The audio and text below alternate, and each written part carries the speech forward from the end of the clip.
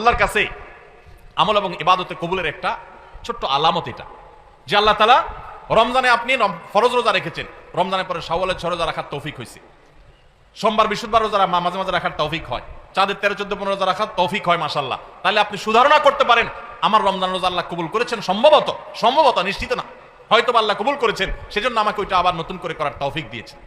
রমজানে আপনি তারাবির নামাজ পড়েছেন, রমজানের বাইরে 5 ওয়াক্ত নামাজ ধরে রাখছেন, তাহাজ্জুদ মাঝে মধ্যে পড়ার চেষ্টা করেন, হিম্মত করেন, নিয়ত করেন, সুধারণা করতে পারেন আল্লাহ হয়তো আমার রমজানটা কবুল করেছেন। কারণ আল্লাহর পদ্ধতি হলো কোন আমল করার পর বান্দা সে আমলটা যদি আল্লাহ অ্যাকসেপ্ট করেন, ওই আমলটা বান্দাকে নিয়মিত করার সুযোগ দেন, তৌফিক দেন। এটা দেখে আন্দাজ করা যায় যে হয়তো আল্লাহ তাআলা আমল কবুল করেছেন। আর রমজানের আমল রমজানেই শেষ, একেবারে প্যাক করে ফেলছেন, আর আমলের ধারে কাছে যান নাই, তাহলে লক্ষণ খারাপ। আপনার আমল কবুল হয়েছে কিনা গ্যারান্টি কেউ দিতে পারবে না, হয়তো কবুল হয়ে গেছে, কিন্তু এখানে লক্ষণ খারাপ। আপনার টেনশনের কারণ আছে যে আমি কেন আর আমলগুলো করতে পারছি না, তাহলে কি আমার আমলগুলো আল্লাহ কবুল করেন নাই?